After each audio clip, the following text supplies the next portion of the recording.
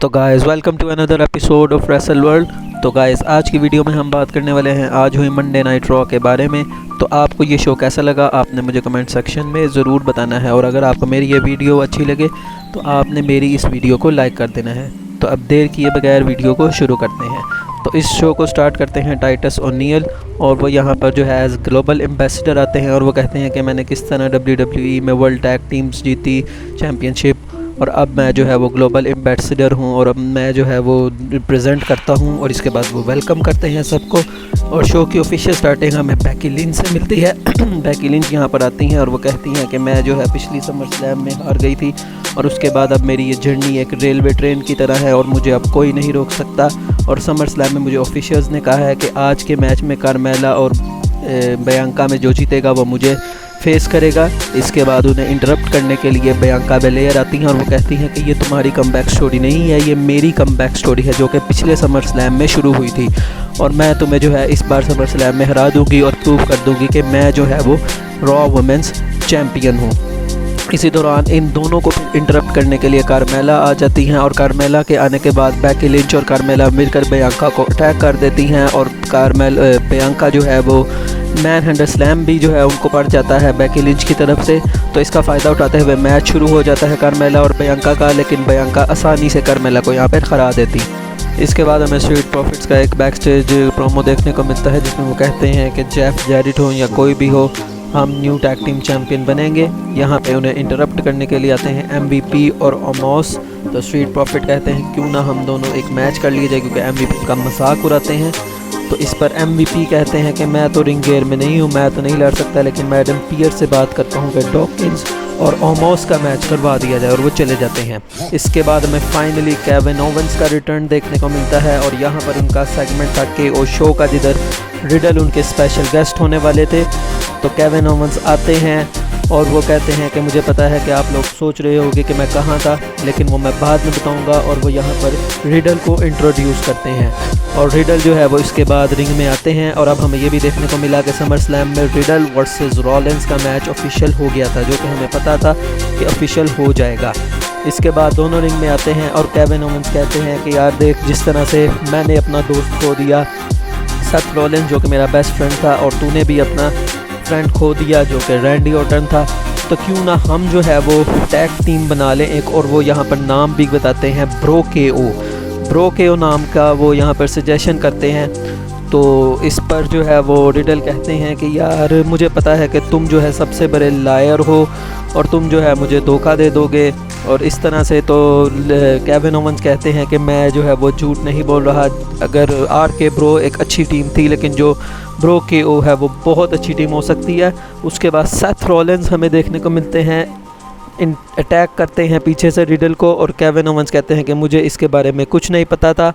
तो Seth Rollins जो है वो स्टॉम्प लगाते हैं रिडल को, उसके बाद जो है वो दूसरी दफ़ा दोबारा से स्टॉम्प लगाते हैं सेथ रॉलिंस जो है वो रिडल को, और यहाँ पर वो अपनी स्टेटमेंट दे देते हैं समर स्लैम से पहले। और इसके बाद हमें बैक स्टेज सेगमेंट भी देखने को मिलता है रॉलिंस का, जिसमें वो कहते हैं कि रिडल क्या समझता है अपने आप को कि वो मुझे हरा देगा और वो केविन ओवेंस की हेल्प लिए बगैर मुझे हरा देगा, ऐसा नहीं हो सकता। यहाँ पर उन्हें इंटरप्ट करने के लिए इज़ीकियल आते हैं कि तुम्हारी हिम्मत कैसे हुई, तुमने जो है वो इज़ीकियल को मारा, उसको मारा रिडल को। तो यहाँ पर रॉलिंस उनको कहते हैं कि ये मेरी WWE है, मैं जिस मर्ज़ी को चाहो जहाँ मर्ज़ी चाहूँ, तुम्हें चाहूँ या जिस मर्ज़ी को चाहूँ, तुम्हारी फैमिली को चाहूँ, मैं स्टॉम्प कर सकता हूँ। तो इस पर इज़ीकियल कहते हैं कि तुम मेरी फैमिली तक मत पहुँचो और मैं जो है तुम्हारे मैटर में इन्वॉल्व हूँ। तो इस पर सेथ रॉलिंस जो है वो कहते हैं कि we will see what happens, और वो चले जाते हैं। इसके बाद जजमेंट डे आते हैं और वो कहते हैं कि आज डोमिनिक हमें ज्वाइन कर लेगा फाइनली, और री को कहते हैं कि तुम एक लेजेंड हो, लेकिन तुमने अपने बेटे को बैक किया हुआ है, जिस तरह से हमने पहले एक लेजेंड एज को मारा था, हम तुम्हें भी मार देंगे। इसके बाद हमें यहाँ पर डेमियन प्रीस्ट और री मिस्टीरियो का मैच देखने को मिलता है। काफ़ी ये शॉर्ट मैच था और पेस भी नॉर्मल थी, और इसमें जो है वो प्रीस्ट आसानी से जो है री मिस्टीरियो को हरा देते हैं। और मैच ख़त्म होने के बाद प्रीस्ट और फिन बैलर अटैक करते हैं और वो कॉन्चेंटो की जो है तैयारी कर रहे होते हैं रे मिस्टीरियो पर। और यहाँ पर डेमियन प्रीस्ट जो है वो डोमिनिक को कहते हैं कि तुम ज्वाइन कर लो जजमेंट डे, वरना हम तुम्हारे फादर को जो है वो कॉन्चेंटो लगा देंगे। और यहाँ पर डोमिनिक जो है वो जज्बात में आगे कहते हैं कि ठीक है, हम तुम्हें जो है मैं कर लूँगा ज्वाइन। लेकिन यहाँ पे डेमियन प्रीस्ट कहते हैं कि इस तरह नहीं होता और वो उनको भी अटैक कर देते हैं और रे मिस्टीरियो और वो यहाँ से चले जाते हैं। उसके बाद सेथ फ्रिकिन रॉलिंस में देखने को मिलते हैं और यहाँ पर उनका मैच होने वाला था इज़ीकियल के साथ। तो इज़ीकियल वर्सेस सेथ रॉलिंस हमें देखने को मिलता है और ये एक मैं कहूँगा काफ़ी अच्छा मैच था। काफ़ी इसके अंदर ऐसे जो है वो मोमेंट्स थे जहाँ पर हमें लगा था कि इज़ीकियल वाकई जो है वो सेथ रॉलिंस को हरा देंगे। काफ़ी इसके अंदर अच्छे मूव्स थे और काफ़ी ये मज़ा आया इस मैच को देखने में। लेकिन जो है इस मैच के एंड में जो है वो सेथ रॉलिंस इधर हरा देते हैं। मुझे लगा था यहाँ केविन ओवेंस आएंगे इंटरप्ट करने, लेकिन ऐसा कुछ नहीं हुआ, सेथ रॉलिंस जीत गए। इसके बाद WWE ऑफिशियली अनाउंस करती है कि नेक्स्ट ईयर रे मिस्टीरियो की 20th ईयर एनिवर्सरी की सेलिब्रेशन होगी। इस पर हमें जजमेंट डे का जो है वो देखने को मिलता है। तो जजमेंट डे कहते हैं कि नेक्स्ट वीक जो हमने स्टार्ट किया है वो हम खत्म करेंगे और Mysterio will fall and Judgment Day will rise. इसके बाद हमें एंजेलो डॉकिंस वर्सेस ओमोस का मैच देखने को मिलता है, जिसमें MVP डिस्क्वालिफिकेशन पॉज कर देते हैं और MVP की डिस्क्वालिफिकेशन की वजह से एंजेलो डॉकिंस मैच को जीत जाते हैं। और फिर हमें एडम पियर्स देखने को मिलते हैं और वो कहते हैं कि MVP तुम लड़ सकते हो, और इस तरह से वो MVP और ओमोस का स्ट्रीट प्रॉफिट्स के साथ मैच ऑफिशियल कर देते हैं। उसके बाद इस मैच की हमें स्टार्टिंग देखने को मिलती है। अब ये मैच रेसलिंग वाइज अच्छा था। ओमोस की इसमें हमें पावर देखने को मिली। एक हमें मोमेंट देखने को मिलता है कि मॉन्टेस फोर्ड अपना स्प्लैश लगाते हैं, इसके ऊपर ओमोस 1 पर किक आउट करते हैं और मॉन्टेस फोर्ड यहाँ पर शॉक हो जाते हैं। इसके बाद दूसरी दफ़ा ट्राई करते हैं तो ऊसो जाकर इंटरफेयर करते हैं और ये मैच दूसरी दफ़ा भी डिस्क्वालिफिकेशन में एंड हो जाता है। ओमोस ऊसोस को मारने की कोशिश करते हैं लेकिन MVP उन्हें लेकर यहाँ से चले। इसके बाद हमें इसका सेगमेंट देखने को मिलता है और वो कहते हैं कि मुझे पता है कि लोगन पॉल आज इसलिए आ रहा है कि ताकि वो समर स्लैम के बाद मेरे साथ टैग टीम बना के हम यूनिफाइड टैग टीम चैम्पियन बने। तो यहाँ होस्ट कहती हैं कि अगर ऐसा ना हुआ तो मिस कहते हैं कि फिर वो पछताएगा कि वो मेरा टैग टीम पार्टनर तो नहीं बना, लेकिन वो मेरा अपोनेंट भी नहीं बनना चाहेगा।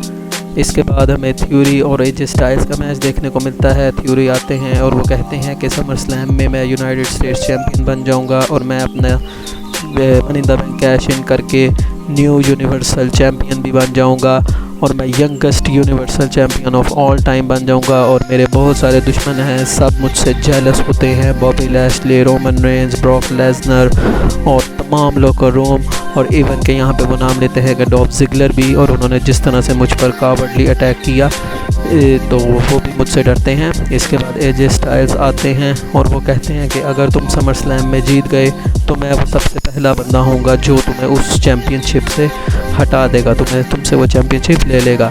इसके बाद रिंग में आते हैं और थ्योरी उनको कहते हैं कि मैं यंगेस्ट चैम्पियन हूँ, मैंने सब कुछ किया है, तुम मेरी एज में जब थे तुमने क्या किया था। इस पर एजे स्टाइल्स को गुस्सा आता है और उसके बाद एजे स्टाइल्स जो हैं वो थ्योरी के ऊपर जो है वो एक पंच उनको मारते हैं और जो थ्योरी हैं वो रिंग से बाहर चले जाते हैं। और इसके बाद मैच स्टार्ट होता है। मैच स्टार्ट होने से पहले ही डॉल्फ ज़िगलर वहाँ पर आकर बैठ जाते हैं और फिर इन दोनों का मैच स्टार्ट होता है और ये काफ़ी अच्छा मैच था। मैच के सेंटर में हमने देखा कि डॉल्फ ज़िगलर रिंग के बाहर होते हैं तो थ्योरी वहाँ पर जाते हैं और वो वहाँ पर डॉल्फ ज़िगलर को धक्का दे देते हैं। तो डॉल्फ ज़िगलर कुछ नहीं कहते। उसके बाद थ्योरी रिंग में वापस आ जाते हैं और मैच कंटिन्यू होता है और अच्छा मैच था। और मैच के एंड पे हमने देखा कि थ्योरी दोबारा से रिंग के जब बाहर गिरे होते हैं तो रेफरी डिस्ट्रैक्ट होता है, जिसकी वजह से ज़िगलर जो है वो थ्योरी को सुपर किक लगाते हैं और काउंट आउट के सहारे से यहाँ पर एजे स्टाइल्स की विक्ट्री हो जाती है। और मैच ख़त्म होने के बाद थ्योरी को एजे स्टाइल्स अपना स्टाइल्स क्लैश भी लगा देते हैं और वहाँ से चले जाते हैं। और इसके बाद हमें एक 6 वुमेन टैग टीम मैच देखने को मिलता है और कुछ खास नहीं था इस मैच में। फेस टीम जो है वो इजीली इस मैच को जीत गई और इस मैच में 24/7 चैम्पियन भी बन गई डेना ब्रुक। इसके बाद मिस्टीरियोस आते हैं और री मिस्टीरियो कहते हैं कि नेक्स्ट वीक मैं अपना 20th ईयर सेलिब्रेट करूँगा। और जजमेंट डे को वो कहते हैं कि तुमसे पहले भी बहुत लोग आए जो हमें अलहदा करने लगे थे, लेकिन हमें तुम्हें नेक्स्ट वीक बताएंगे कि मिस्टीरियोस होना क्या होता है। इसके बाद गाइस मेन इवेंट में हमें मिस टीवी का सेगमेंट देखने को मिलता है। मिस रिंग में आते हैं और वो यहाँ इंट्रोड्यूस करते हैं लोगन पॉल को और लोगन पॉल जो है रिंग में आते हैं और लोगन पॉल के रिंग में आते ही मिस जो है वो उनको रेसलमेनिया का क्लिप दिखाते हैं जिसमें उन्होंने बहुत अच्छी परफॉर्मेंस दी थी और वो दोनों टैग टीम मैच जीत गए थे। इस पर लोगन पॉल कहते हैं कि अरे भाई पूरी वीडियो दिखाओ।